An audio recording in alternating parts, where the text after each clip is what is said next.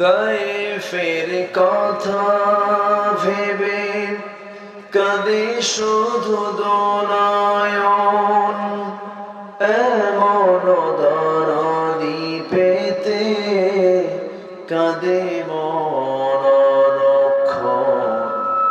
কাঁদে মনরক্ষণ। ওহদে দাঁত হারা আহমদ যখন লৌহ মাখা কিয়ামতে উঠবে তখন, জিহাদ না করে কিভাবে দেখাবে তুমি চাঁদ চেহারা রূপে অতল। আল্লাহ রাব্বুল আলামিন সুন্দর করে বলছেন, ইন্নাল্লাযীনা ইয়াতলুনা কিতাবাল্লাহ ওয়া আকামুস সালাতা ওয়া আনফাকু মিম্মা রাযাকনাহুম সিররান ওয়া আলানিয়াতান ইয়ারজুনা তিজারাতান লান তাবুর। জোরে বলুন আল্লাহু আকবার। ইন্না নিশ্চয় আল্লাযীনা যারা ইয়াতলুনা যারা তেলাওয়াত করবে কিতাব আল্লাহ, আল্লাহর কিতাব যারা তেলাওয়াত করবে তাদের কোনো লস হবে না। আল্লাহর কালামটা তেলাওয়াত করার দরকার আছে না নাই? আস্তে বলবেন না, আছে না নাই? তেলাওয়াত করতে হবে। যেই দেহে কোরআন তেলাওয়াত বেশি সেই দেহে রোগ কম। কোরআন তো শুধুমাত্র নামাজের জন্যই আসে নাই। আল্লাহ রাব্বুল আলামিন কোরআনটাকে এমন ভাবে বান্দার জন্য নাযিল করে দিয়েছেন, এটা ঔষধ, এটা রহমত। আল্লাহু আকবার বলে। বদনজর পড়েছে, বদনজর পড়ে না, বদনজর লেগে যায়, শিশুর কান্না থামে না। নবজাতক বাচ্চা অনেক সময় রাত 1টার দিকে চিৎকার করে কান্নাকাটি করে, দুষ্ট কিছু জিন আছে ডিস্টার্ব করতে পারে। কিচ্ছু বলার দরকার নাই, কিচ্ছু কোনো চিন্তা করার দরকার নাই। সেই সময় বাচ্চাটাকে আস্তে করে কোলের মধ্যে নিয়ে বলবেন, কুল আউযু বিরাব্বিল ফালাক মিন শাররি মা খালাক ওয়া মিন শাররি গাসিকিন ইযা ওয়াকাব ওয়া মিন শাররিন নাফাসাতি ফিল উকাদ ওয়া মিন শাররি হাসিদিন ইযা হাসাদ। قل أعوذ برب الناس ملك الناس إله الناس من شر الوسواس الخناس الذي يوسوس في صدور الناس من الجنة والناس। ফলাকের 6 নাসের 5 এই মিলে 11টা আয়াত আমার নবীর শানে কখন নাজিল হলো? নবীজিকেও জাদু করা হয়েছিল, নবীজির শরীরের উপরে জাদুকররা জাদুর প্রভাব খেটেছিল, নবীজিকে মেরে ফেলার জন্য প্ল্যান করেছিল। নবীজির মাথার চুল, লম্বা চুল নিয়ে তারা 11টা গিট্ট দিয়া পাহাড়ের পদদেশে তারা চাপা দিয়ে রেখেছিল। নবীজি আমার প্রিয় সাহাবী আবু বকর যেন আমার মুসল্লায় দাঁড়ায়, নবীর মুসল্লা আবু বকর দাঁড়ানো, সাহাবায়ে কেরাম হাওমাও করে কান্নাকাটি শুরু করে দিয়েছেন। আরে আমরা বুঝি নবীর পিছনে নামাজ পড়তে পারলাম না। ওমরের মতো মানুষ কান্নাকাটিতে অস্থির হয়ে গেছে। আমার নবীজি বলছেন, আয়েশা রে, আমার সাহাবীরা কান্দে, আমার একটু শক্ত করে ধরো তো। শক্ত করে ধরে নিয়া নবীজি কি জানালার কাছে নিয়ে জানালার ফাঁকা দিয়ে আমার নবীজি সাহাবায়ে কেরামদের নামাজের দৃশ্যগুলো কষ্ট করে দেখছিলেন। সাহাবীরা কোরআন তেলাওয়াত করে, সাহাবীরা কান্নায় ভেঙে পড়ছে। আমার নবীজি সাহাবীদের রুকুগুলো দেখছেন, সিজদা দেখছেন, সাহাবীদের তেলাওয়াতগুলো দেখছেন, আর চোখের কোনা বেয়ে বেয়ে টপ টপ করে পানি পড়ছিল। আমার নবীজির কান্না। আম্মা জান আয়েশা বলছেন, ইয়া রাসূলুল্লাহ, আপনি এত কাঁদেন কেন? আপনার তো কান্না করার কোনো এখানে কারণ আসার কথা নয়। আপনার সাহাবীরা আল্লাহর হক আদায় করছে, নামাজ পড়তেছে, আপনি তো খুশি হওয়ার কথা। রাসূল বলছেন, আয়েশা রে, আল্লাহর কসম করে বলি, আমার চোখের পানি দুঃখের কোনো চোখের পানি নয়, এই চোখের পানি আমার চরম আনন্দের পানি। মানুষ কান্দে দুই ভাবে, একটা হলো চরম আনন্দে, আরেকটা হলো চরম দুঃখে। আমার এটা চরম আনন্দের কান্না। ওরে আয়েশা, এই নামাজ আজকে আমার সাহাবীরা কাতারে কাতারে পড়তেছে, প্রকাশ্যে পড়তেছে। ওরে আয়েশা, তুমি হয়তো ইতিহাসগুলো জানো, কিন্তু তুমি নিজের চোখে দেখো নাই। আমি মক্কার মাটিতে নামাজ পড়তে নিয়েছি, কাফেররা আমার হাতের মধ্যে মূর্তি ঢুকায় দিয়েছে, নামাজ পড়তে দেয় নাই। আমি রুকু করতে গেছি, কাফের মুশরিকরাও ওই উতবা শাইবা মুগিরা আমার পিঠের উপরে উটের পচা নারী ফুরি চাপায়া দিয়েছে। আমি রাসূল মুখ থুবড়ে জমিনে পড়ে গেছি। সেই নামাজ আমাকে পড়তে দেয় নাই, সেই নামাজ আজকে রাষ্ট্রীয় পর্যায়ে কায়েম হয়ে গেছে। ও আমার আয়েশা রে, এই নামাজ কায়েমের জন্য আমাকে তায়েফের ময়দানে মার খেতে হয়েছে, উহুদের দাঁত হারাতে হয়েছে। এই নামাজ কায়েমের সংগ্রাম করতে গিয়ে উহুদ খন্দকের যুদ্ধে পরীকে খনন করতে নিয়ে আমার কোমরটা চলে গেছে। ওরে আয়েশা, সেই নামাজ আজকে রাষ্ট্রীয় পর্যায়ে কায়েম হয়েছে। এটা আমার চরম আনন্দের চোখের পানি। আম্মা জান আয়েশা চোখের পানিগুলো বারবার মুছে দেন আর বলেন, ইয়া রাসূলুল্লাহ, ধৈর্য ধরুন, ধৈর্য ধরুন। আমার নবীজি বলেছেন, আয়েশা রে, ওরে আয়েশা, আমি মনে হয় দুনিয়া থেকে বিদায় নিয়ে নেব, আমি মনে হয় বাঁচবো না। তবে আমার উম্মতকে লাস্ট মেসেজ একটা দিয়ে দিও, আমার উম্মতরা যেন 5 ওয়াক্ত নামাজ যেন কখনো না ছেড়ে দেয়। আল্লাহু আকবার বলেন। নবীজি নেতৃত্ব এনেছেন নামাজ থেকে। কিসের থেকে বলেন? কিসের থেকে? রাসূল ইঙ্গিত দিলেন যে আমার মুসাল্লায় যেন আবু বকর দাঁড়ায়, মানে পরবর্তী খলিফা কে হবে? কে হবে? আবু বকর। সম্মানিত ভাইয়েরা, সম্মানিত বন্ধুগণ, আমাদের প্রথম কাজ হলো কাউকে সন্তুষ্ট করা নয়। আমার প্রথম কাজ হবে কাকে সন্তুষ্ট করা? আসতে বলে কাকে সন্তুষ্ট করা? আল্লাহ তাআলা বান্দার সেই কাজকে সবচেয়ে বেশি পছন্দ করেন যখন বান্দার সময় হওয়া মাত্রই নামাজে হাজির হয়ে সেজদা দেয়। সবাই কি নামাজ পড়তে রাজি আছি? সবাই কি নামাজ পড়তে রাজি আছি? কয় ওয়াক্ত নামাজ? এটা হাত উঁচু করে দেখান না দেখি। জোরে বলি ইয়া আল্লাহ, আরো জোরে বলি ইয়া আল্লাহ। আমাদেরকে 5 ওয়াক্ত সালাত আদায় করা তৌফিক তুমি আল্লাহ দিয়ে দাও। জোরে বলি আমিন, আরো জোরে আমিন, আরো জোরে আমিন। কষ্ট পেলেন? নামাজ পড়লে কে খুশি হবেন?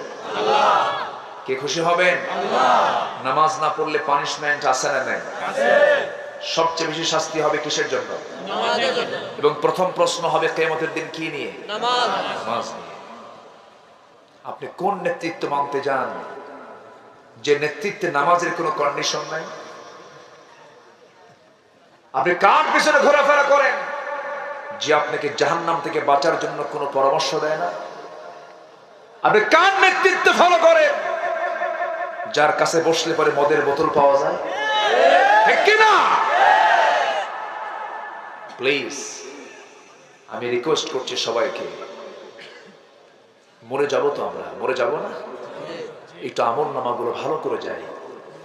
আফসোস হবে পরে, কিন্তু আফসোস করে কোনো লাভ হবে না। এই জন্য আল্লাহ রাব্বুল আলামিন বলেছেন, বান্দা 3টা কাজ।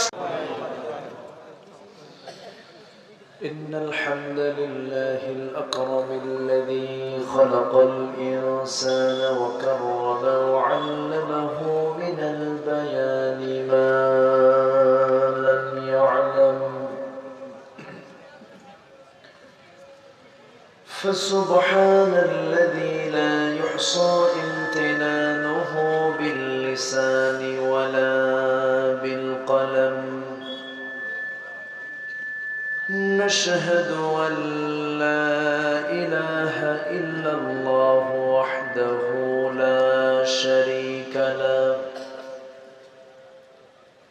ونشهد أن سيدنا وحبيبنا ومولانا محمدا عبده ورسوله الذي أرسله بالحق بشيرا ونذيرا وداعيا إلى الله بإذنه وسراجا وقمرا منيرا فقد قال الله تعالى في كلامه المجيد وفرقانه الحميد أعوذ بالله من الشيطان الرجيم بسم الله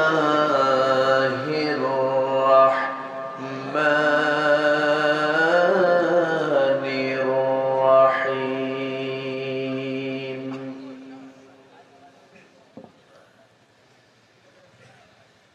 إن الذين يتلون كتاب الله وأقاموا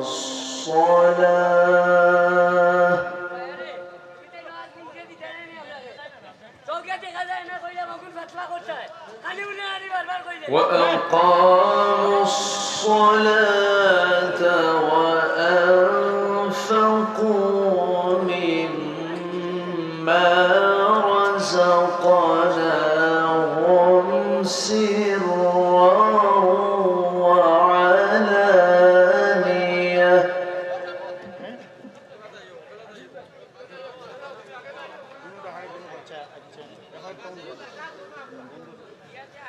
سرا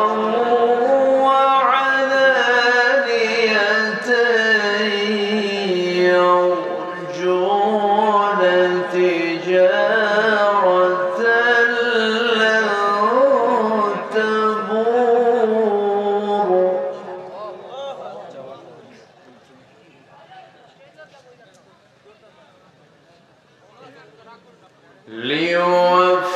ليوفيهم أجورهم ويزيدهم من فضله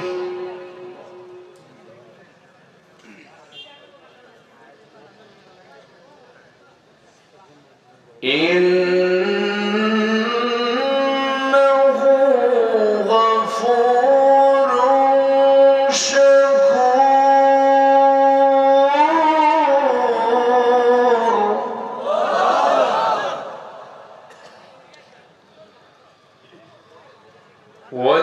والذي أوحينا إليك من الكتاب هو الحق مصدقا لما بين يديه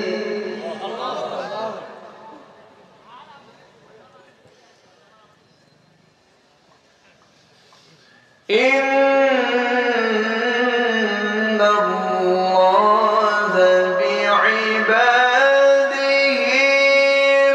لخبير بصير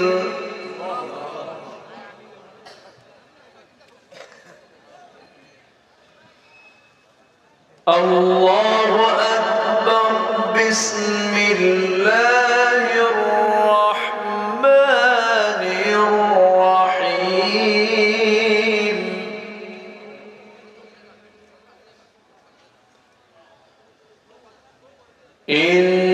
إن الله وملائكته يصلون على النبي يا أيها الذين آمنوا صلوا عليه وسلموا تسليما اللهم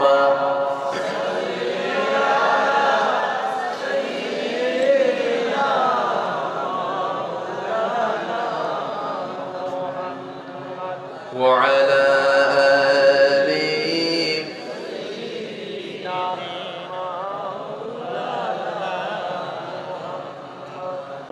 اللهم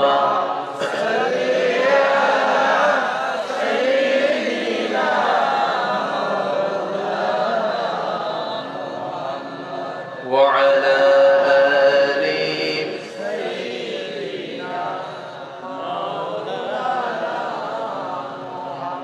সবাই বলুন বালাগাল উলা বিকামালিহি كشف الدجى بجماله حسنت جميع خصاله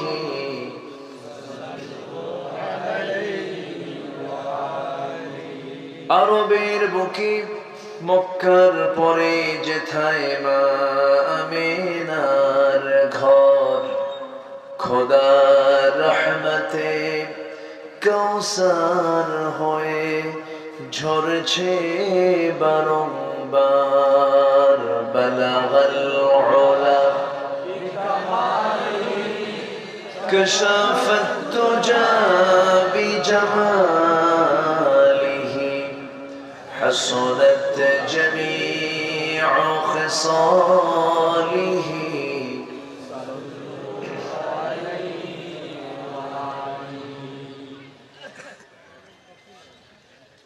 প্রাকৃতিক সৌন্দর্যের অপরূপ লীলাভূমি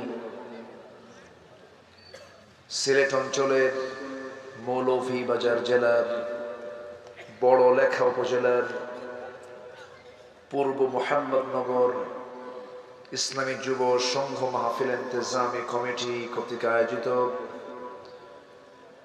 দেড় যুগ পূর্তিতে 18তম বার্ষিক তাফসীরুল কোরআন মাহফিল মত আয়োজনের সম্মানিত সুযোগ্য সভাপতি,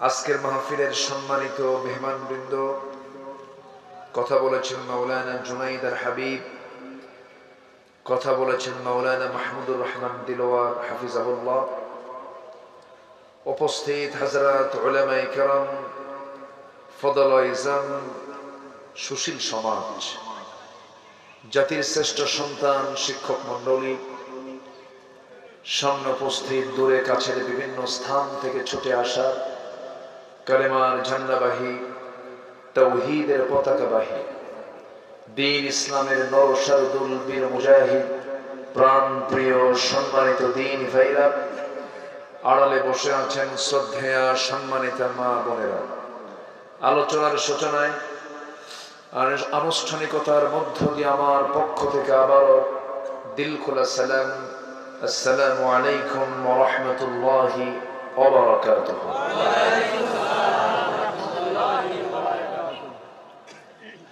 সবাই কেমন আছেন? সবাই ভালো আছেন তো? ভালো আছি, এটাই তো সবচেয়ে বড় পাওয়া। সুস্থ আছি, এর চাইতে বড় আর কি থাকতে পারে? সিহহাতাকা ক্বাবলা মারাদিক। আমার রাসূল বলেছেন, অসুস্থ হওয়ার পূর্বে সুস্থতাকে গনিমত মনে করো। আমরা সুস্থতার মতো এত বড় একটি নিয়ামতকে সাথে নিয়ে আসতে পেরেছি, এমন জান্নাতের টুকরায় শুকর আদায় করছি। সবাই বলছি আলহামদুলিল্লাহ। সবাই বলছে আলহামদুলিল্লাহ। চিৎকার মেরে বলছি আল্লাহুম্মা ইন্নী আসআলুকা আল হুদা ওয়াত তুকা ওয়াল আফাফা ওয়াল গিনা। সবাই বলি আল্লাহুম্মা লাকা আসলামতু ওয়া বিকা আমানতু ওয়া আলাইকা তাওয়াক্কালতু ওয়া ইলাইকা আনাবতু ওয়া বিকা খাসামতু। আমরা আল্লাহ তাআলার শুকর আদায় করে নিলাম। সম্মানিত হাজিরিন, আমি আলোচনার সূচনায় কোরআনে কারীমের গুরুত্বপূর্ণ একটি সূরা সূরাতুল ফাতির থেকে আমি 3টি আয়াত কারীমা তেলাওয়াত করেছি। এই 3টি আয়াতকে সামনে রেখে কিছু কথা বলতে চাচ্ছি। আল্লাহ যেন আমাকে আমলের নিয়তে বলা এবং আপনাকেও শোনার তৌফিক দান করেন। আমিন। জোরে বলি আল্লাহুম্মা আমিন। আমিন। বড় লেখা আমার খুব পুরাতন এলাকা। আমি এই বড় লেখাতে আজ থেকে আরো 16-17 বছর আগে এসেছি মাহফিলে।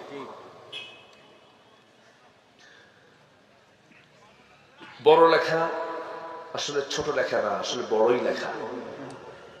আলহামদুলিল্লাহ, মনে রাখার মতো। এই অঞ্চলের মানুষ ইসলাম প্রিয়, কোরআন প্রিয়, দ্বীন প্রিয়। সম্মানিত হাজিরিন, আমার পূর্বে যে দুজন মেহমান ছিলেন, এরপরে আর কি কথা থাকে। খুবই মানসম্মত আলোচক তারা, খুব গুরুত্বপূর্ণ কথা তারা উপস্থাপন করেছেন। শেষ ক্লাসে এসে ভাঙ্গাচোরা কিছু কথা বলতে চাচ্ছি। আমাকে সময় দেওয়া যাবে তো? সবাই সময় দেবেন? জোরে বলে ইনশাআল্লাহ। আমরা যে কিতাবের আলোচনা শুনতে এসেছি, এটা আসমান থেকে নাজিল হওয়া। আসমান থেকে যে বৃষ্টি পড়ে, এই বৃষ্টির পানির উর্বরতা আর মেশিন দিয়ে সেচ দিয়ে যে পানি উঠানো হয়, এটার উর্বরতা দুটো কি সমান? কোনটার উর্বরতা বেশি? আসমান থেকে নাজিল হওয়া পানি। এই সেচ পদ্ধতিতে যে পানি তোলা হয়, এটার উপকারিতা আছে, কিন্তু আসমান থেকে নাজিল হওয়া পানি, বৃষ্টি আসেই নাই, শুধু মেঘের একটা গর্জন। সায়েন্স বলছে প্রতিটি মেঘের গর্জনে লক্ষ লক্ষ মেট্রিক টন ইউরিয়ার কাজ করে জমিন। জোরে বলে সুবহানাল্লাহ। তাহলে এই পৃথিবীতে যত কিতাব আছে, এই কিতাবগুলোর উপকারিতা অবশ্যই আছে কিছু, কিন্তু আসমান থেকে নাজিল হওয়া কিতাবের কল্যাণ উপকার বান্দার জন্য শুধু বেশি না অনেক বেশি? শুধু বেশি না অনেক বেশি? সূর্য যেমন আলো দেয়, চাঁদ যেমন রাতের সুন্দর জ্যোৎস্না রাত্রিতে আমরা যেমন কি সুন্দর ফিল অনুভব করি, রাতের ঘড়ি করে দিয়েছেন চাঁদটাকে, আর দিনের ঘড়ি করে দিয়েছেন সূর্যটাকে। এবং সূর্য না উঠলে পৃথিবীর কোনো প্রাণী বাঁচবে? বাঁচবে না। সেই সূর্যের মালিক, সেই চাঁদের মালিক, সে আকাশের মালিক আমার আপনার জীবনটাকে ব্যক্তি থেকে শুরু করে নিয়ে রাষ্ট্র পর্যন্ত, আন্তর্জাতিক পরিমণ্ডল পর্যন্ত আমরা যেন ভালো থাকি, আমরা যেন কল্যাণ পাই, আমরা যেন সুখী হতে পারি, দুনিয়ার কল্যাণ এবং আখিরাতের নিশ্চিত করার জন্য যিনি সূর্য বানিয়েছেন, সেই মহান রব আমাকে কি দিয়েছেন? আসতে বলবেন না, কি দিয়েছেন? কোরআন দিয়েছেন। তাহলে তিনি কি আমাকে কোরআন দিয়েছেন আমার অকল্যাণের জন্য না কল্যাণের জন্য? কল্যাণের জন্য। সেই কোরআনটাকে আমরা মানবো এক জায়গায় না সব জায়গায়? নিজের মতো না কোরআনের মতো? নিজের মতো করে কি মানা যাবে? এটাকে মর্জি মতো খাটো করা, আবার মর্জি মতো লম্বা করা, ইফরাত তাফরীত করার কোনো সুযোগ নাই। সেই কালাম আল্লাহ তাআলা আমাকে আপনাকে দিয়েছেন। দুঃখজনক হলেও সত্য, মুসলমান আমার দেশে এত সংখ্যা, গোটা পৃথিবীর দ্বিতীয় বৃহত্তম মুসলিম জনপদ বাংলাদেশ। অথচ সেই দেশে যদি পরিসংখ্যান নেওয়া হয়, সহি করে কোরআন পড়তে পারে, অর্থবান সহি করে কোরআন পড়তে পারে, এটার সংখ্যা কি বেশি হবে না কম হবে? যদি বলা হয় এখানে যারা বসে আছি সহি করে কোরআন পড়তে পারেন কয়জন, সবার কি হাত উঠবে? উঠবে না। এটা কি উচিত ছিল? এটা কি হবার কথা ছিল? না। আমার বন্ধুগণ, নামাজে কোরআন লাগে। আমি নামাজে দাঁড়াবো, কোরআন তেলাওয়াত ছাড়া নামাজ হবে না। আবার সেই তেলাওয়াতটা যদি সহি না হয় নামাজও হবে না। সহি করে কোরআনটা পড়তে হবে, সহি করে কোরআন তেলাওয়াত করতে হবে। আবার কোরআন কাকে লানত দেয়? রুব্বা কারিইন লিল কুরআন ওয়াল কুরআন ইয়ালআনুহু। কোরআন তাকে লানত দেয় যে কোরআনটাকে সহি করে পড়ে না। কিন্তু দুঃখজনক হলো সত্য, সকল শিক্ষার জন্য যে মেহনত, কোরআন শিক্ষার জন্য সেই মেহনত নাই। অথচ কোরআন শিক্ষা করা সবার জন্য কি? জোরে বলেন, জোরে বলেন, ফরজ। 52 বছর দেশের স্বাধীনতা আমরা পেয়েছি। শিক্ষা সিলেবাসে আমরা যা পেয়েছি ভালো। মানুষ আগে বানর ছিল, তাই না? এটাই তো পাইছি আমরা। আমি এই বিষয়ে বেশি কথা বলবো না, কারণ বানরের বংশধরদের কাছ থেকে আদম সন্তানদের শিক্ষা নেবার কিছু নাই। আসতে বলবেন না, জোরে বলুন ঠিক কিনা? আমি এটা নিয়ে বেশি ব্যাখ্যায় যাব না, আমি মূল আলোচনার দিকে যাচ্ছি। এই কথা স্পষ্ট, এই দেশে ঘাপটি মারা কিছু নাস্তিক চক্র এরা চায় এদেশে হাফেজ না থাকুক, আলেমরা না থাকুক। চায় না? চায়। জানাজা হবে কি দিয়া? বানর দিয়ে। উত্তরটা হয়ে গেল।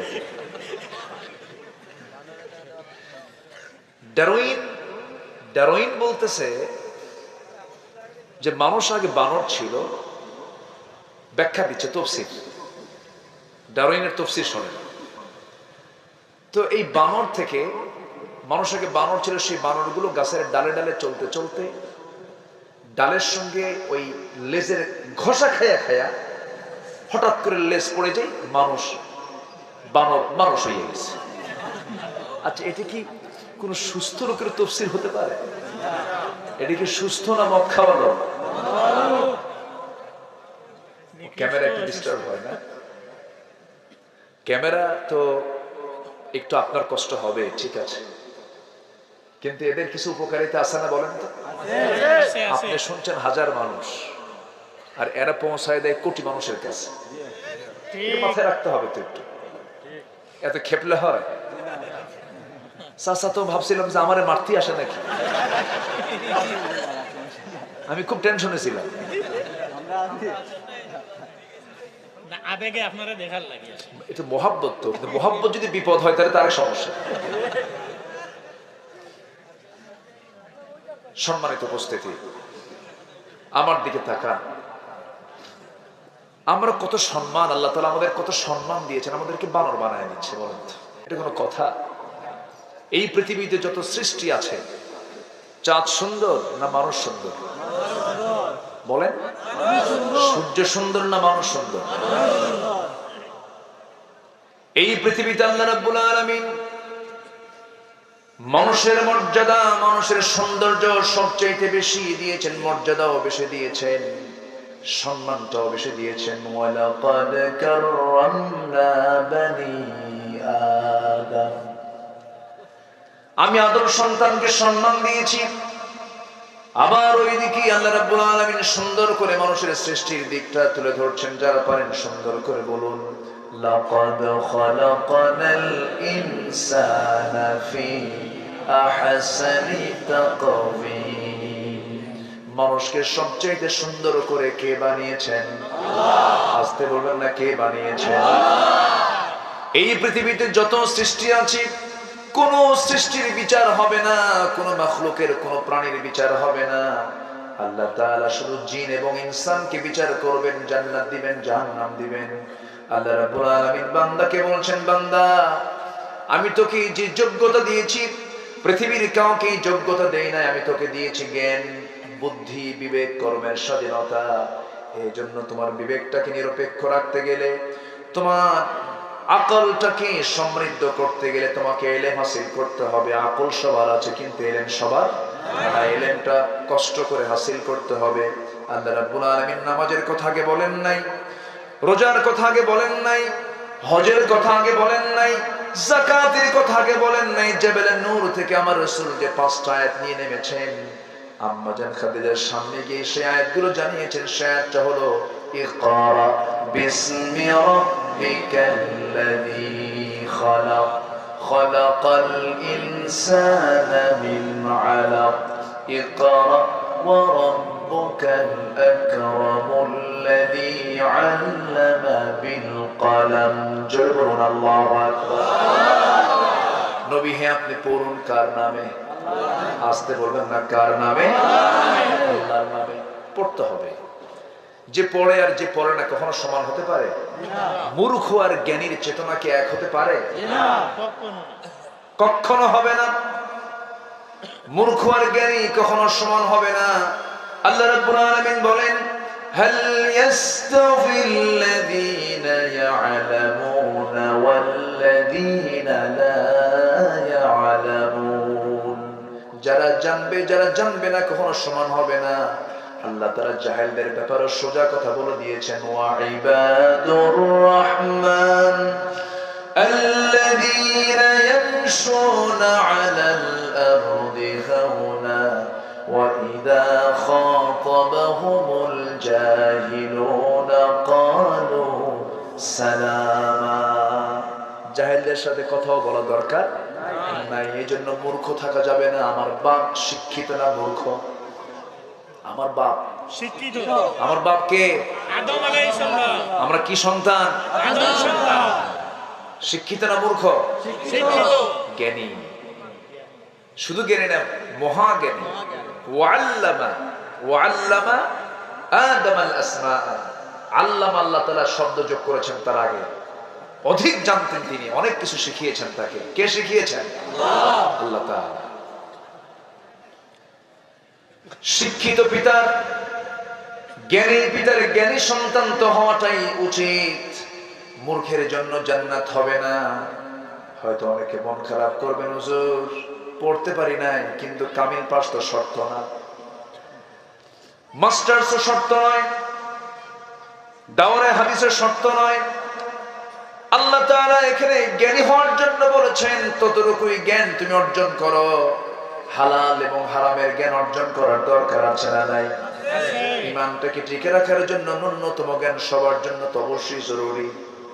সবাইকে অর্জন করতেই হবে। কারণ আপনি যদি না জানেন, আপনি শিরকের গুনাহ করবেন, আপনি টের পাবেন না। বেদাত করে ফেলবেন, টের পাবেন না। এই জন্য হিন্দুর ছেলে ব্রাহ্মণের, হিন্দু লোকেরা সবাই না জানলেও শুধু ব্রাহ্মণ জানলে সবার জানা হয়ে যেতে পারে। পাদ্রিয়াকে জানলে খ্রিস্টানদের জানা হয়ে যেতে পারে। বৌদ্ধদের নেতা জানলে পরে সাধারণ বৌদ্ধ না জানলে হয়ে যেতে পারে। কিন্তু মুসলমানের জন্য শুধু ইমাম জানবে, মুসল্লি জানবে না, তা হবে না। ইমামকেও জানতে হবে, মুসল্লিকেও জানতে হবে। বুঝতে হবে সবাইকে। এই জন্য আল্লাহ রাব্বুল আলামিন বান্দাকে বলছেন, বান্দা শোনো, আমি তোমাকে কিতাবের প্রথম যে হুকুমটা দিলাম, কোরআনটা পড়ো, সুন্দর করে পড়ো। কার নামে পড়ো? আল্লাহর নামে পড়ো। যেই পড়া পড়তে গিয়ে তুমি আল্লাহকে খুঁজে পাবে, সেই পড়াটাই তোমাকে পড়তে হবে। আমার বন্ধুগণ, আমি বলছি না আপনি ডাক্তার হবেন না, আপনি ইঞ্জিনিয়ার হবেন না, আপনি জজ হবেন না, ব্যারিস্টার হবেন না, সবই হন, আপনি কোনো সমস্যা নাই।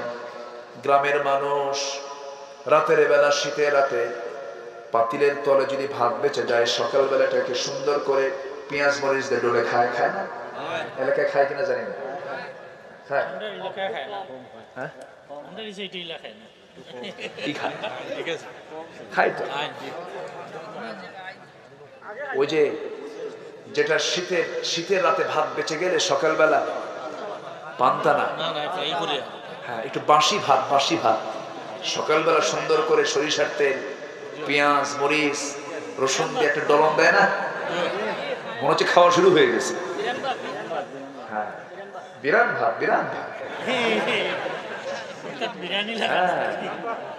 মজা আছে না নাই? সকালবেলা আপনি খেলেন, সারাদিন আপনি যত খাবার খান, ঢেকুশ উঠবে কোনটা? পেঁয়াজের ওই পেঁয়াজেরটা, এই যে পেঁয়াজের। আমার এই উদাহরণটা দেওয়ার উদ্দেশ্য হলো, দুনিয়ার যত শিক্ষা আছে, কোন শিক্ষা অর্জন করতে আপনার বাধা নাই।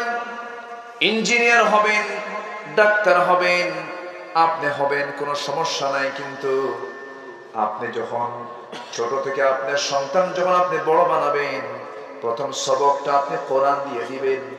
যখন ওই সিনার মধ্যে, বাচ্চার সিনার মধ্যে যখন কোরআনের যখন স্বচ্ছতা যখন চলে আসবে, জ্ঞানটা যখন চলে আসবে, হাজারো শিক্ষায় শিক্ষিত হোক না কেন, ওই সন্তান কোনোদিন অসৎ হবে না। ঠিক কি না? এই জন্য ক্লাস 6 এর সিলেবাসে ডারউইন দরকার না, কোরআন দরকার। কি দরকার? কোরআন দরকার। আমার ভাইয়েরা, এই দুনিয়াতে এসেছি আমরা, যে কোনো মুহূর্তে দুনিয়া থেকে বিদায় নিয়ে নেব। কেউ তো বাঁচার জন্য আসি নাই, মরার জন্য এসেছি আমরা। আমলকে কখনো প্রশ্নবিদ্ধ করা যাবে না, আমলকে কখনো সংশয়ের মধ্যে নেওয়া যাবে না। ঈমানটাকে ফ্রেশ রাখতে হবে। আল্লাহ বলছেন, বান্দারে আমি তোকে এমন জান্নাত দিয়ে দেব, তবে তোকে একটা ব্যবসা করতে হবে। আল্লাহ তাআলা ব্যবসার কথা দুই জায়গায় বলেছেন, সূরা ফাতিরে বলেছেন, সূরা সফে বলেছেন। তিজারা মানে ব্যবসা, তিজারা মানে কি? ব্যবসা, বিজনেস। যেখান থেকে আমি তেলাওয়াত করেছি, আল্লাহ রাব্বুল আলামিন বান্দাকে ডাক দিয়ে বলছেন, বান্দা তিনটা কাজ করবা, তিনটা কাজ করলে এই ব্যবসায় তোমার কখনো লস হবে না। জোরে বলি সুবহানাল্লাহ।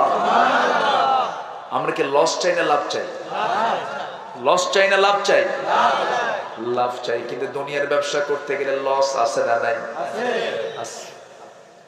কিন্তু আল্লাহ বলছেন, বান্দারে তুমি তিনটা কাজ করবা, এই তিনটা কাজ করলে তোমার কোনোদিন লস হবে না, হবে না, লাভবান হয়ে যাবে। নাম্বার 1 হলো, আমরা শিখে নিয়েছি, কোরআন শুনবো বেশি, গান শুনবো। গান শুনবে? কি দেখো, গান শোনা যাবে?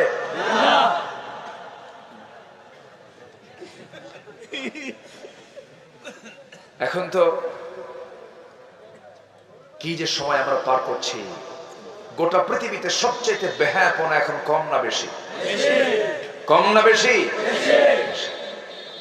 অশ্লীল গান, নগ্ন নৃত্য। যে নারী যত কাপড় খোলে তাকে বলা হয় সাহসী অভিনেত্রী। যেরকম নাউজুবিল্লাহ, জোরে বলি নাউজুবিল্লাহ। বনের পশুর গায়ে কোনো কাপড় আছে? মানুষ কি বনের পশু না মানুষ? মানুষের গায়ে পোশাকের দরকার আছে না নাই? আমরা আল্লাহর হুকুমকে মানবো জীবনের সকল জায়গায়। জোরে বলি ইনশাআল্লাহ। কোরআন তেলাওয়াত করব বেশি, গানের ধারে পাশে যাব না। অশ্লীল বেহায়াপনায় যাওয়া যাবে না। মোবাইল তার ব্যবহার করা জায়েজ নাই যার ঈমান দুর্বল। যে মোবাইল ব্যবহার করতে নি চোখের গুনাহ করে ফেলবে, তার জন্য মোবাইল ব্যবহার করা জায়েজ নাই। আজকে অসংখ্য পরিবার ধ্বংস হচ্ছে মোবাইলের কারণে, ঠিক কি না? বউ একজনের কথা কয় আরেকজনের সাথে, এই আছে না নাই?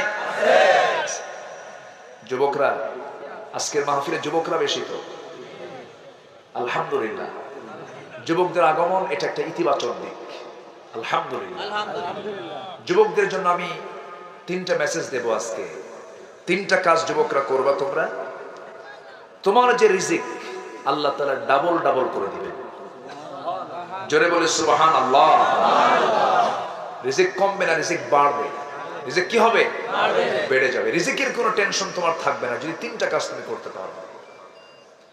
বলবো বলবো নাম্বার 1, বিয়ে করো। মন খারাপ? কিছুই করে না। বিয়ের কথা শুনলে তো খুশি হওয়ার কথা। হয়তো মনে মনে চিন্তা করতে, হুজুর মেয়ের বাপ রাজি না। হ্যাঁ, মেয়ের বাপও কিছু সমস্যা আছে, আছে না নাই? বলে ছেলে কি করে, ছেলে কি করে, টাকা পয়সা আছে, কোন দেশের নাগরিক, কোন দেশে থাকে, মঙ্গল গ্রহে অফিস আছে তো, এরকম কিছু কন্ডিশন আছে না নাই? কিন্তু একটা বারের জন্য মেয়ের বাপ বলে না ছেলেটা কি নামাজ পড়ে, ছেলের মুখে কি দাড়ি আছে, সে কি কোনো নেশা করে, তার চরিত্র কেমন। আজকে যদি এই জাতীয় যদি মেয়ের বাবারা যদি কন্ডিশন দিত, যুবকরা ভালো হয়ে যেত, ঠিক কিনা? কিন্তু সেই কন্ডিশন কি আছে? আমার কিছু কিছু ছেলে আছে মুখ ফুটে একটু আব্বাকে বলে, আব্বা বয়স হয়ে গেছে, ফিতনার যুগ, আব্বা বিয়েটা করায় দাও। কিছু বাপ আছে চোখ এরকম বড় বানায়, মানে কিসের বিয়ে রে, আসার নাই, ধমক মারে। কিন্তু আপনি কি বোঝেন না, ওই যৌবনের উন্মাদনায় আপনার সেই ছেলেটা যদি বিপদগামী হয়ে যদি জেনার কাজে লিপ্ত হয়, আপনাকে গুনাহগার হতে হবে। এই জন্য বিয়ের পরামর্শ এটা কি হুজুর দিল, মোল্লা কইল না আল্লাহ কইছে? ফানকিহু মা তাবা লাকুম মিনান নিসা, তোমরা বিয়ে করো, কার কথা? আবার বলছে আরেক জায়গায় ওয়ানকিহুল আয়ামা, তোমরা স্বামীহীন নারীকে বিয়ে করো, যার স্বামী নাই। কিন্তু এখন কি করে জানেন, যার স্বামী আছে ওখানে যে গুতাগুতি করে, নিজে তো এক বিপদে আছে, আরেক পরিবারকে জাহান্নাম বানায় আছে। বাবা এগুলো করার কি দরকার? আমি কি অবাস্তব কিছু বলছি? আমি কি অবাস্তব কিছু বলছি? এগুলো করা যাবে না। আমি যদি একটা প্রশ্ন করি, আজকের সমাজে বিয়ে বেশি না জেনা বেশি? বলবেন বিয়ে বেশি না জেনা বেশি? জেনাটা আজকে ইজি হয়ে গেছে, জেনাটা খুব সহজ হয়ে গেছে।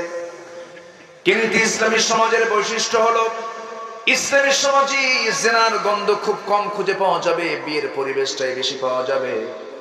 যে সমাজে জেনা বেশি সেই সমাজে রোগও বেশি, অশান্তি বেশি, খুন বেশি, মার্ডার বেশি। যেখানেই জেনা সেখানেই মদ, যেখানেই মদ সেখানেই জেনা, সেখানেই খুনের কারবার থাকতে পারে। এই জন্য একটা অপরাধ আর একটা অপরাধকে টেনে আনে। এই জন্য কোনো হারাম কাজে যাওয়া যাবে না, যাওয়া যাবে না। বিয়ে করে নাও, তোমার বরকত আল্লাহ পাক বাড়ায়া দিবেন, তুমি গরিব আল্লাহ পাক তোমাকে ধনী বানায়া দিবেন। এই দেশের যত মিলিয়নার বিলিয়নার সব হয়েছে বিয়ের পরে, ধনী হয়ে গেছে। তুমি জরিপ করে দেখো, বিশ্বের সেরা মানুষ মুহাম্মদ সাল্লাল্লাহু আলাইহি ওয়াসাল্লাম, তিনিও বিয়ে করেছেন 25 বছর। বিয়ে করার পরে তিনি গরিব না ধনী? ধনী হয়ে গেছে। আমার যুবক ভাইদের কি, যদিও হাসির কথা মনে হচ্ছে না, হাসির কথা না, এটাই বাস্তব কথা। নবীজি তার মেয়েকে বিয়ে দিয়েছেন কম বয়সে।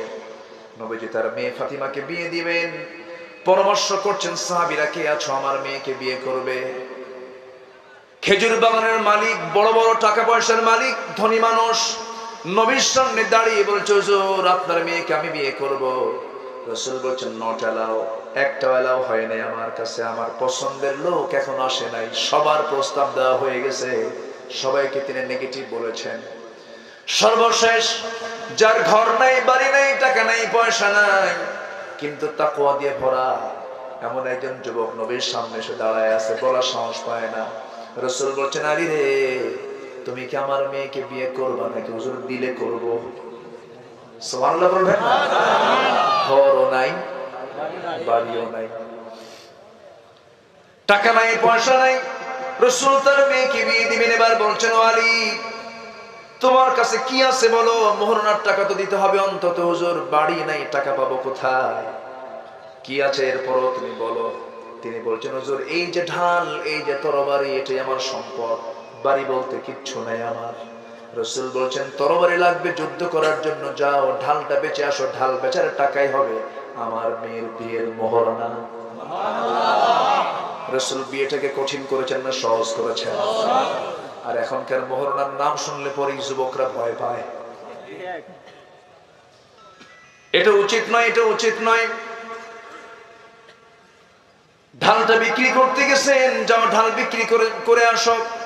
ঢাল বিক্রি করার জন্য তিনি বাজারে গেছেন সাত সকালে। সাইয়েদনা ওসমান রাদিয়াল্লাহু আনহু নবীজির জামাই সামনে দাঁড়ানো, বলছেন আলী ঢাল কেন আনছো বাজারে? বিক্রি করব। কেন? বিয়ে ঠিক হয়েছে। কার সাথে? নবীর মেয়ের সাথে। তাই নাকি? খুব খুশি হয়ে গেলেন। এবার তিনি ঢালটা কিনে নিলেন, টাকাও তার হাতে দিয়ে দিলেন। কিছু দূরে যেতে না যেতে এই পিছন থেকে বলছে আলী আমি তোমাকে ঢালটা উপহার দিলাম কারণ তুমি আমার হবু ভাইরা, তুমি আমার যে কোনো মুহূর্তে ভাইরা হয়ে যাচ্ছ। আগাম তোমাকে আমি গিফট করে বরণ করে নিলাম। ঢালটাও নিলেন, টাকাটাও নিলেন, নবীর সামনে হাজির হয়ে গেলেন। রাসূল বলছেন আলী মনে হয় ঢালটা বিক্রি হয় নাই। হুজুর বিক্রি হয়ে গেছে। হাতে কেন ঢাল? হুজুর ঢালও পাইছি গিফট, আবার টাকাও পাইছি। এই কাজ কে করলো? তুমি কার কাছে বিক্রি করছেন? হুজুর আপনার জামাই ওসমানের কাছে। লোক আর খুঁজে পাও নাই। আমার আত্মীয়ের কাছেই চলে গেছে, আমার জামাইয়ের কাছেই চলে গেছে। নবীজি তার মেয়েকে বিয়ে দিলেন। বিয়ে দেওয়ার পর নবীজি কাদা কাদা কণ্ঠে বলছেন আমার মেয়ে, কলিজার টুকরা মেয়ে ফাতিমা, আমার চারটা আদরের দুলালি, তুমি আমার সর্বশেষ মেয়ে। আমার ফাতিমা শোনো, আমি তোমাকে ভিন্ন করে ভালোবাসি। আমার ফাতিমা রে, এতদিন ছিল আমার তুমি আমার বাবার ঘরে ছিলা, আমার ঘরে ছিলা। এখন তুমি আজকের থেকে চলে যাবে তোমার স্বামীর ঘরে। একটা কথা জেনে রেখে দিও, শ্রেষ্ঠ ঘর আজকের থেকে আমার ঘর নয়, শ্রেষ্ঠ ঘর হবে তোমার জন্য স্বামীর ঘর। আল্লাহু আকবার। তুমি বাচ্চাদের মা হবে, তুমি মা হবে, তোমার সেই ঘরটাই হবে শ্রেষ্ঠ ঘর।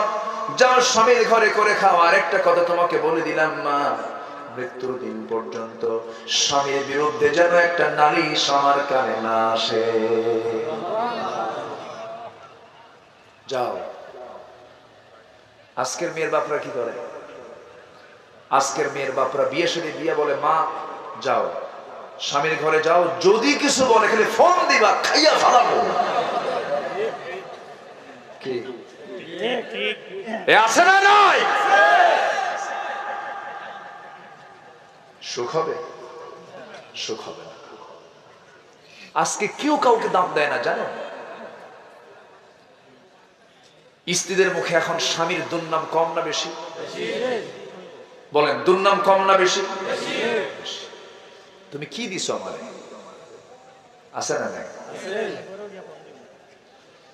পুরুষদের দোষ আছে, দোষ নাই তা না। আমার মায়েরা আলোচনা শুনতেছে কিনা জানি না।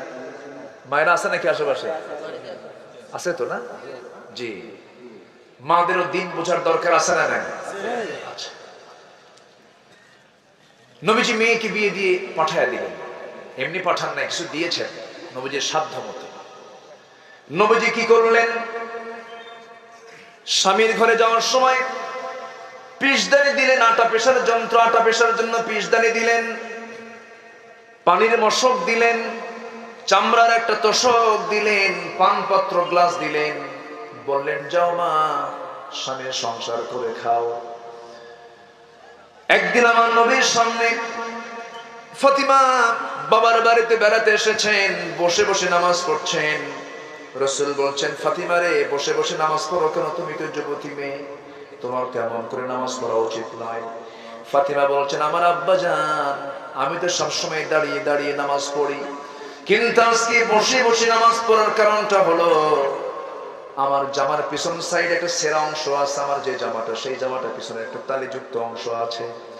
আমি যদি দাঁড়িয়ে দাঁড়িয়ে নামাজ পড়তে যাই, সেই সেরা অংশটুকু আপনার নজরে পড়ে যাবে।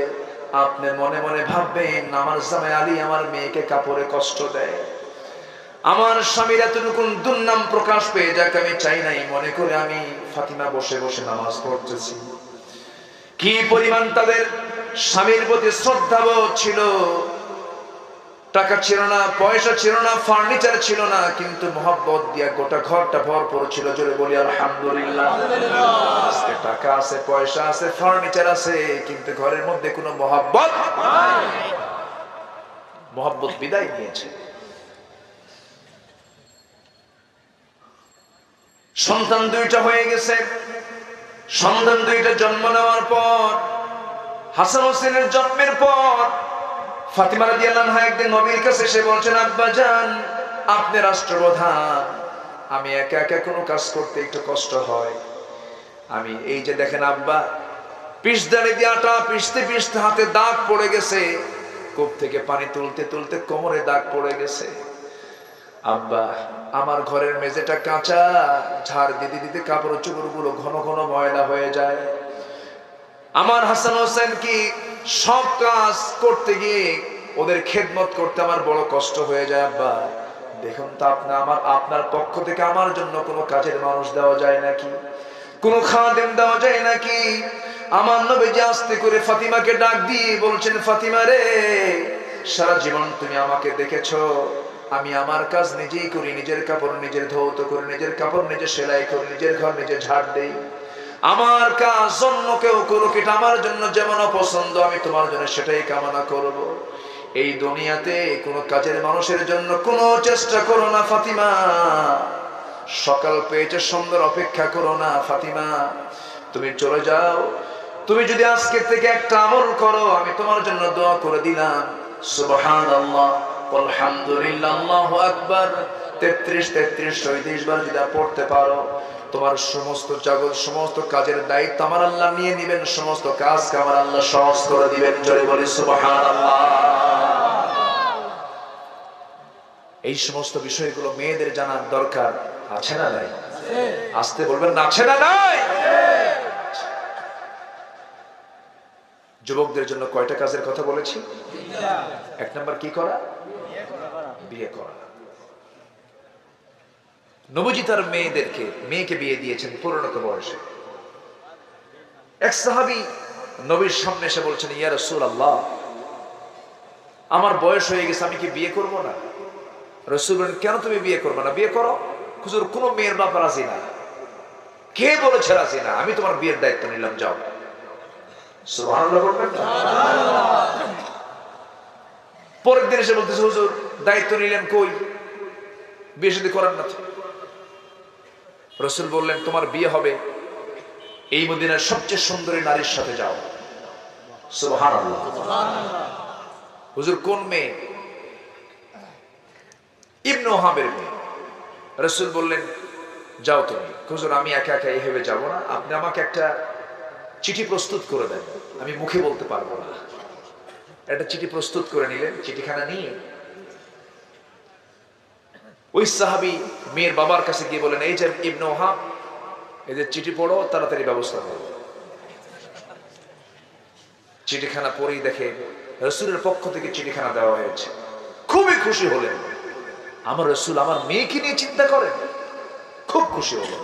কিন্তু সাহাবীর চেহারার দিকে তাকায়, ছেলের চেহারার দিকে তাকায়, ভাবতেছে আমার মেয়ে তো পূর্ণিমার চাঁদ, কিন্তু ছেলেটা তো একটু কালো হলো, কি করা যায়? তিনি এবার বললেন, শোনো সাদ, আমার পক্ষ থেকে কোনো সমস্যা নেই, কিন্তু মেয়ে যদি পছন্দ না করে আমার কিছু করার থাকবে না, আমি একটু তার সঙ্গে পরামর্শ করি। মেয়েদের এই অধিকার কে দিয়েছেন? আল্লাহ দিয়েছেন। এবার সেই সাহাবী এই প্রস্তাব নিয়ে মেয়ের কাছে যাবে। মেয়েটা দেওয়াল ঘেঁষে কান লাগায় সমস্ত কথাগুলো শুনে নিয়েছেন। মেয়ের বাপ ইবনে ওহাব গিয়ে বলছে, মা বিশ্বনবী একটা ছেলে পাঠিয়েছে, ছেলেটা কালো, তোমার পছন্দ কিনা বলো। না জানলে তুমি যদি না পছন্দ করে এখানে আমি জোর করব না। মেয়ে এবার চোখের পানি ফেলে ফেলে কান্দে। মেয়ের কান্না দেখে বাপ বলতেছে, বুঝতে পেরেছি তোমার পছন্দ হয় না, বিয়ে হবে না।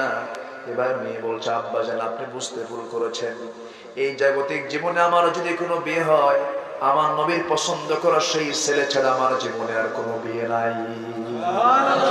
যদি বলে সুবহানাল্লাহ। কিন্তু ছেলেটা কি কালো? ছেলেটা কি কালো? ছেলে যদি কালো হয়, মেয়ে যদি খুব সুন্দরী হয়, ওই সমস্ত মেয়েদের অহংকার আছে, আছে অহংকার আছে। অহংকার করে স্বামী একটু কালো হলে একটু ভাব ভুব দেখে, এরকম মহিলা নাই? আছে, আছে। স্বামী একটু কালো, মাঝে মাঝে যদি কিছু লেগে যায় তখন বলে, শোনো তোমার সঙ্গে যে আমার সংসার হচ্ছে তুমি কি বোঝো না? একটু আয়নার দিকে তাকাও তো। তোমার মতো লোকের সঙ্গে যে আমার সংসার হচ্ছে, তোমার 14 গোষ্ঠীর কপাল। আছে এরকম খোঁটা মারা? আছে আছে। আবার কিছু পুরুষও আছে, বউটা যদি একটু কালো হয়, কালো বউ বিয়ে হয়ে গেছে, এখন কি করবেন? কালো বউ নিয়ে আসছে বাড়িতে, একটু বউটা একটু কালো হয়েছে, 3 দিন চলে যাওয়ার পর হাউমাউ করে কাঁদে। এ কান্দিস কেন? সুমনের বউ দেখতে এত সুন্দর, আমার বউটা হলো। দেখছেন, নজর চলে গেছে সুমনের বউর দিকে। তাহলে অন্যের বউর দিকে নজরে গেলে কি নিজের বউ ভালো ভালো দেখা যাবে? সুন্দর লাগবে? নিজের বউকে যদি পৃথিবীর সেরা সুন্দরী হিসেবে দেখতে চান সারা জীবন, অন্য কোন নারীর দিকে তাকানো যাবে না। আমার মেয়েরা খুব খুশি হচ্ছে, ভালো করে রাখো।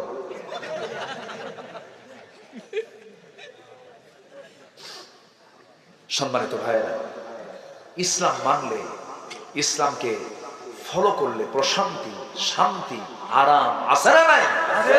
ইসলাম মানবেন না, পরিবারটা হবে জাহান্নামের টুকরা। আমার নবীজি ওই কালো সাহাবীকে পাঠায় দিলেন। বাইরে দাঁড়ানো মেয়ের বাবা ভিতর দিকে এসে বলছে, সাদ আস-সুলাইমি, তোমার কপালটা খুলে গেছে, আমার মেয়েটা রাজি হয়ে গেছে, আমিও রাজি হয়ে গেছি। সাহাবীর আনন্দ দেখে কে দৌড় মেরে মেরে নবীর কাছে গিয়ে বলছেন, ইয়া রাসূলুল্লাহ, মেয়েও রাজি, মেয়ের বাপও রাজি, আমিও রাজি হুজুর। দেরি করবেন না, তাড়াতাড়ি বিয়ে করায় দেন। রাসূল বলছেন, সাদ, বিয়ে তো করবা, টাকা পয়সা আছে নাকি হুজুর? টাকা পাবো কোথায়? টাকার দায়িত্ব আমার দিলে জীবনে আর বিয়েই হবে না। আমার নবীজি বিয়েটাকে কত ইজি করে দিয়েছেন। এবার রাসূল বলছেন, ঠিক আছে সাদ, একটু চুপ থাকো, দেখি কি করা যায়। আমার ওসমান জামাই দিকে আসো, 200 দিরহাম দাও। নোমান, তুমি 200 দিরহাম দাও। 400 দিরহাম নবীজি হাতের মধ্যে নিয়ে ওই সাহাবীকে দিয়ে বলছেন, সাদ, যাও বিয়ের বাজার করে আনো, আগামী কালকে তোমার বিয়ে হয়ে যাবে। বিয়ের বাজার করতে গেছেন, বিয়ের বাজার করা মাত্রই সেই সময় এক সাহাবী এসে বলছে, ও সাদ, তুমি কি জানো জিহাদের ডাক কিন্তু চলে আসছে, জিহাদের ডাক চলে এসেছে, তুমি কি করবা? ওই সময় সাদ আস-সুলাইমি কিছুক্ষণ চিন্তা করলেন, মনে মনে ভাবলেন, জীবনে বিয়ের পিড়িতে বারবার বসার সুযোগ পাবো, কিন্তু জিহাদের ডাক এসেছে, এই ডাকটা জীবনে আর কানে নাও আসতে পারে, বিয়ের পর্ব এখন বন্ধ রাখলাম। ওই বিয়ের টাকা দিয়া ঘোড়া কিনলেন, তরবারি কিনলেন, যুদ্ধে ঝাঁপিয়ে পড়লেন, যুদ্ধ করতে নিয়ে সাদ এক পর্যায়ে দুনিয়া থেকে বিদায় নিয়ে নিলেন। নবীর কানে সংবাদ চলে এলো, হুজুর, আমাদের সাদ কিন্তু দুনিয়া থেকে বিদায় নিয়েছে। রাসূল বললেন, কোন সাদ? হুজুর, যে সাদের বিয়ের কথা গতকালকে ছিল। নবী আবেগটাকে ধরে রাখতে পারলেন না, দৌড় মেরে চলে গেলেন। দৌড় মেরে গিয়া দেখেন সাদ আস-সুলাইমির মস্তকটা ছিন্ন হয়ে পড়ে আছে, রক্তমাখা দেহ, চেহারা চেনা যায় না। নবীজি তার দেহের দিকে তাকায়, চেহারার দিকে তাকায় কাঁদেন। আবার কিছুক্ষণ পর মুস্কি মুস্কি হাসেন। নবীজির কান্না হাসি এমনটা দেখে সাহাবায়ে কেরাম মনে করলেন, নবীজি তো এমনটা কখনো করেন না। এই হাসেন, এই কাঁদেন, এর কারণটা কি, এর হেতুটা কি? রাসূলকে প্রশ্ন করা হলে রাসূল বলেন, সাহাবীরা, আমি কান্না করছি এই জন্য সাদের সকল বিয়ের আয়োজন আমি সম্পূর্ণ করলাম, কিন্তু সাদ এই দুনিয়াতে বিয়ে করতে পারল না, এই জন্য কান্দি। আর হাসতেছে এই জন্য, সাদ দুনিয়া থেকে বিদায় হওয়ার সঙ্গে সঙ্গে আমি লক্ষ্য করে দেখছি সাদকে টেনে হেঁচড়ে জান্নাতের সমস্ত হুররা টানাটানি করে বেহেশতের দিকে নিয়ে চলে যেতেছে। জোরে বলি সুবহানাল্লাহ। রাসূল বলেন, সাহাবীরা, আমার সাদের জানাজার দায়িত্ব আমি নিজে গ্রহণ করলাম। জানাজায় অংশগ্রহণ করলেন, জানাজা শেষ হয়ে গেল। নবীজি বললেন, আমার সাদ কোন ঘোড়া দিয়ে যুদ্ধ করেছে, ঘোড়াটা নিয়ে আসো। আমার সাদ কোন তরবারি দিয়ে যুদ্ধ করেছে, তরবারিটা আমার সামনে নিয়ে আসো। যখন 2টা ঘোড়া এবং তরবারি নিয়ে আসা হলো, রাসূল বললেন, মদিনার সবচেয়ে সুন্দরী মেয়ে যার সঙ্গে বিয়ের কথা ছিল আমার সাদের, সেই মহিলাটা কোথায় নিয়ে আসো, আড়ালে রাখো। নবীজি সঙ্গে সঙ্গে বলছেন, ও হোরে মদিনা, মদিনার সবচেয়ে সুন্দরী মেয়ে, আমার সাদের সঙ্গে তোমার বিয়েটা নিশ্চিত ছিল, কিন্তু আমার সাদ বিয়ের বাজার না করে সে জান্নাতের বাজারটাকে বেশি পছন্দ করেছে। আমার সাদ জান্নাতের মেহমান হয়ে গেছে, কিন্তু তার বাজারটা রয়ে গেছে। সেই বাজারটা তার পক্ষ থেকে আমি তোমাকে এই ঘোড়ার তরবারি উপহার স্বরূপ দিয়ে দিলাম। জোরে কোন সুবহানাল্লাহ। আমার মা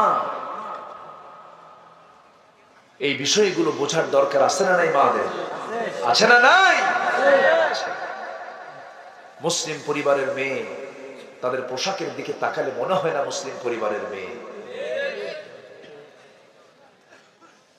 মাথা থেকে পা পর্যন্ত ঢাকতে বলেছেন কে? আসতে বলবেন কে ঢাকতে বলেছেন? আল্লাহ ঢাকতে বলেছেন। কিন্তু আজকে মেয়েদের গায়ে কোনো কাপড় চোপড় নাই। নিজের স্ত্রী স্বামীর জন্য যে কত বড় আমানত, স্বামীরা তা খেয়াল করে না।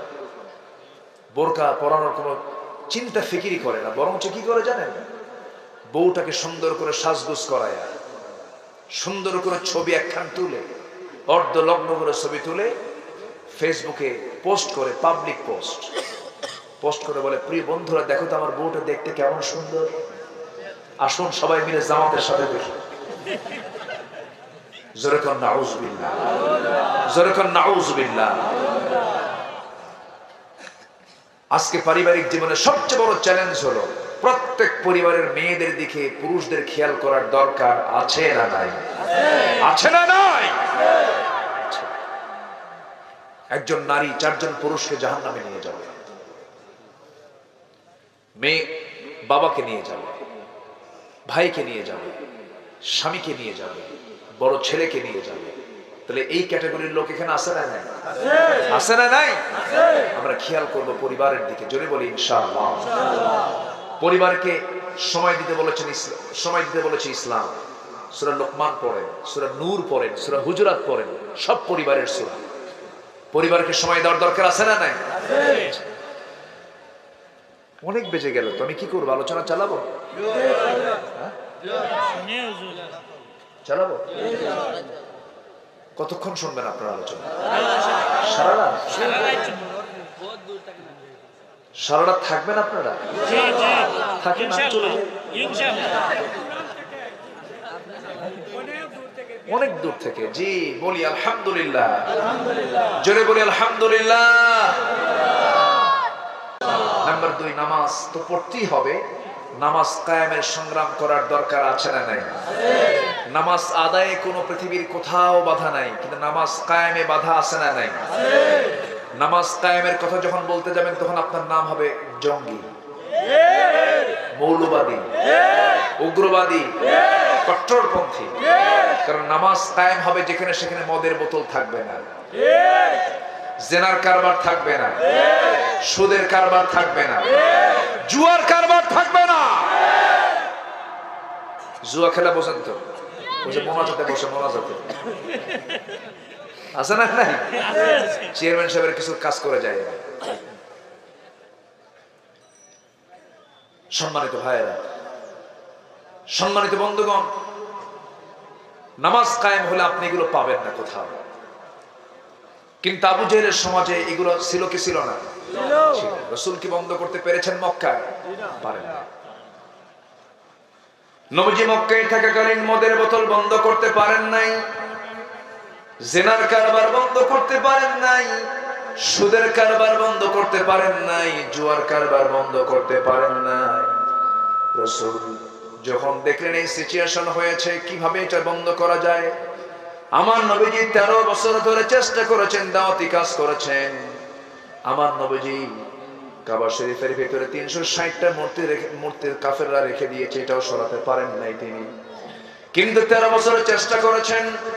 কিন্তু মদিনায় আসার পর আমার নবীজি 13 বছর মক্কায় মার খেয়েছেন। এবার মদিনা আসার পর 10 বছর তিনি মার খেয়েছেন না মার দিয়েছেন? বলেন বলেন। মার দিয়েছেন তিনি। মায়ের খাওয়া সুন্নাত, মার দেওয়াও সুন্নাত। আমার ভাইয়েরা, তাহলে আবু জেহেলের সমাজের বৈশিষ্ট্য হলো মদ, সুদ, জেনা, জুয়া। আবু জেহেলের সমাজ এগুলো ছিল। কিন্তু আজকে আমরা মুসলিম সমাজে বসবাস করছি, কিন্তু এই চারটা অপকর্ম এখনো আছে না নাই? আসতে বলবেন না, আছে না নাই? এগুলো বন্ধ হবে শুধু ওয়াজ দিয়ে নয়, এগুলো বন্ধ করার জন্য নামাজ কায়েমের দরকার আছে না নাই? আছে না নাই? আছে। নামাজ কায়েম তো এমনি এমনি হবে না। নামাজ কায়েম তো এমনি এমনি হবে না। নামাজ কায়েমের জন্য একটা টিম লাগবে, একটা সংঘবদ্ধ শক্তি লাগবে। আল্লাহ তাআলা সেই সংঘবদ্ধ শক্তিকেও দেখতে চান। আল্লাহ বলছেন কি, ওয়ালতাকুম মিনকুম উম্মাতুন ইয়াদউনা ইলাল খায়র ওয়া ইয়া'মুরুনা বিল মা'রুফি ওয়া ইয়ানহাউনা আনিল মুনকার। তোমাদের মধ্যে অবশ্যই এমন একটা টিম থাকা দরকার, এমন একটা দল থাকা দরকার যারা সৎ কাজের আদেশ দেবে, অসৎ কাজের বাধা দেবে। কার কথা? আসতে বলবেন না, কার কথা? সৎ কাজের আদেশ দাও, সৎ কাজের বাধা দেওয়ার দায়িত্ব আমাদের আছে না নাই? এই দায়িত্ব কে দিয়েছেন? আসতে বলবেন না, কে দিয়েছেন? আল্লাহ দিয়েছেন। এই দায়িত্ব আমাকে আপনাকে পালন করতে হবে। এই দায়িত্ব পালন করতে গিয়ে আপনাকে গালিও শুনতে হবে। আপনাকে অনেক প্রকার গালিগালাজ আপনার কানে চলে আসবে, হুমকি ধামকি চলে আসবে। আমার নবীজির জীবনে এসেছে, রাসূল কাউকে একটা থাপ্পড় মারলেন না, রাসূলকে বলা হলো সন্ত্রাসী, রাসূলকে বলা হলো রাষ্ট্রদ্রোহী, রাসূলকে গালিগালাজ করা হলো, শেষ পর্যন্ত তিনি দেশ ছাড়তে বাধ্য হলেন। আমার বন্ধুগণ, এমন সমাজ থেকে যদি আপনি আজকেও যদি অন্যায়গুলোকে দূর করতে চান, অবশ্যই ওই মদ্যপায়ী লোকেরা, সুদখোরেরা আপনার বিরুদ্ধে অবস্থান নেবে কি নেবে না? নেবে কি নেবে না? কয়েকদিন আগে আমার দেশের কোন একটা কোম্পানি, সুগার মিল, মনে হয় দর্শনার দিকে হতে পারে, মদ বানায়া 570 কোটি টাকা লাভ করছে। ভালো তো লাভ করছে। মদ খেলে, এটা কি মদ খাওয়া কি ইমানদারের কাজ? আসতে ইমানদারের কাজ। মদকে হারাম করেছেন, আসতে বলেন, মদকে হারাম করেছেন আল্লাহ করেছেন। আপনি ইমানদার, আপনি নামাজি, আপনি মদের বিরুদ্ধে কথা বলবেন না, জেনার বিরুদ্ধে কথা বলবেন না, সুদের বিরুদ্ধে কথা বলবেন না। আপনি পাক্কা মুনাফিক, ঠিক না? আপনি পাক্কা মুনাফিক।